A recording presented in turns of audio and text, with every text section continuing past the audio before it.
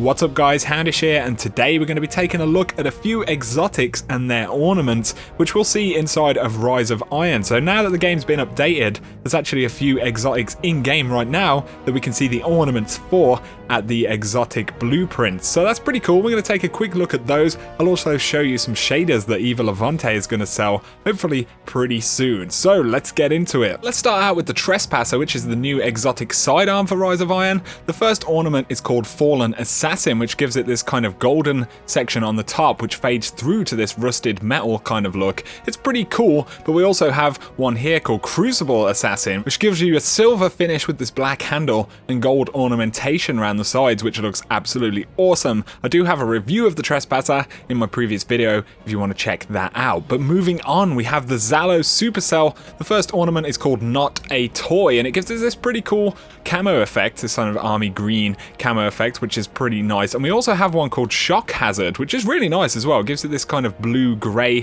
feel. You've got that cool kind of shock icon on the side of it as well. Both of these I think are pretty cool. Up next is the Monte Carlo, and we have Super Spy. We've seen these before, the black and red one with the kind of engraved sections on the side. That looks really, really nice. And we also have Royal Flush, which is gold and black. And again, you can see those engraved bits in gold. This looks absolutely awesome. Another one that we've seen is the Hawk Moon. We have Carry On, which is the one with kind of blood on the end of the barrel right there. And then we have the Moon Glow, which is, oh, it's so awesome. Black with the gold kind of feathers right there. And then the white handle with the aces kind of icon as well. It's really, really nice touch. I need this in my life. This is pretty cool. The MIDA multi-tool has one called Special Ops, which is black and it's kind of like a carbon finished sort of thing in black. It looks super awesome. I really, really do like that. Equally cool is Arctic Survivalist, which is like an Arctic camo kind of effect. These are really nice, and they really go with the style of the multi-tool as well, being kind of a high-tech,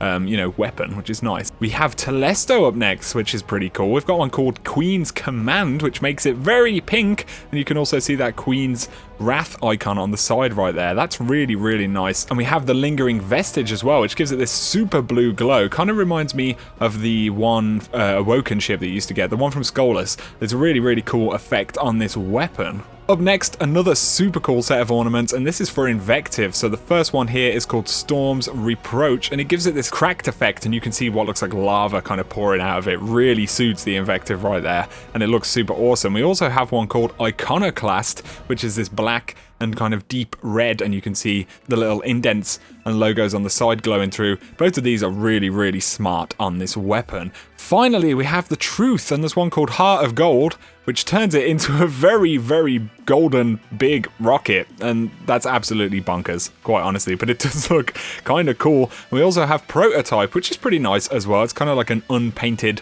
raw material sort of version of the build, kind of like a prototype vehicle or something, which is pretty interesting. But there you go, guys, just a quick breakdown of the exotic ornaments that we've got coming in Rise of Iron. And there are also a few shaders we can take a look at right here, which Eva Levante is going to sell inside of Rise of Iron. So we have the Ointment right here, which is green with a kind of camo effect underneath. We have Stolen Chalice, which looks a little bit like a Dead Orbit kind of shader. It's silver and kind of like sparkly a little bit. It's pretty cool. We have Barrier Ethos, which is this pretty nice looking red and silver shader right here.